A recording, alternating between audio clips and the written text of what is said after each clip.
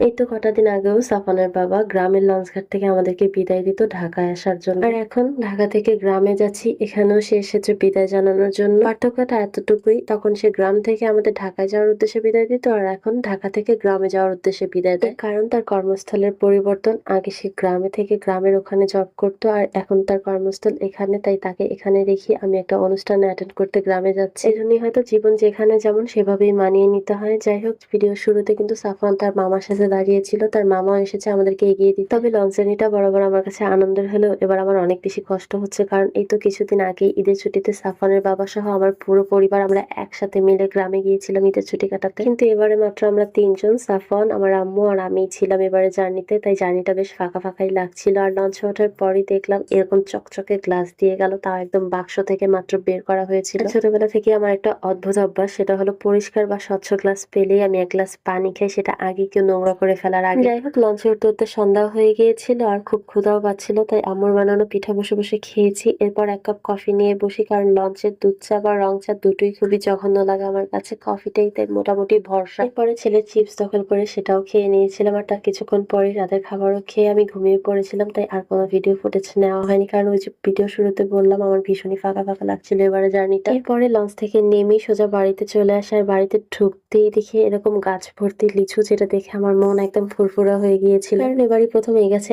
এত পরিমাণ লিচু হয়েছে, এর আগে দু চারটা হতো কিন্তু সেগুলো টেস্ট করার সুযোগ হয়নি কখনো, কিন্তু এবার দেখেন। আর শুধু লিচু না, এবার বাড়িতে প্রত্যেকটা গাছেই দেখলাম ফল হয়েছে। আম গাছ ভরা আম, কাঁঠাল গাছে কাঁঠাল, কলা গাছে কলা, জামরুল গাছে জামরুল, মানে প্রত্যেকটা গাছে ফুলে ফলে একদম ভরে ছিল বাড়িটা। যদিও লিচু খাওয়ার পর সাফওয়ানের রিয়াকশন দেখে আমার মনে হলো দেশীয় লিচু হয়তো কিছুটা টক হয়। যাই হোক, আপনাদেরকে একটা অন্য জিনিস দেখাই চলে, আর সেটা হলো এখানকার পানি। আমাদের এখানকার পানি যথেষ্ট মিষ্টি হলো এখানকার পানিটা দেখতে এরকম ঘোলাটে, মানে একটু লালচে টাইপের হয়। এখানকার পানিতে নাকি অনেক বেশি আয়রন থাকে, তাই হয়তো পানিটার কালার এমন আসে। সময় হলে কমেন্টে একটু জানাবেন তো, আপনাদের কারো গ্রামের টিউবওয়েলের পানিও কি এরকম আসে, নাকি আমাদের এখানেই শুধু এরকম। আরেকটা কথা আমি ভেবেছি, আজ থেকে এই পেজটাকে আমি অ্যাক্টিভ করার চেষ্টা করবো। এই যে কটা দিন আমি গ্রামে আছি, প্রায় প্রতিদিনই আমি ভিডিও শেয়ার করার চেষ্টা করবো আপনাদের সাথে।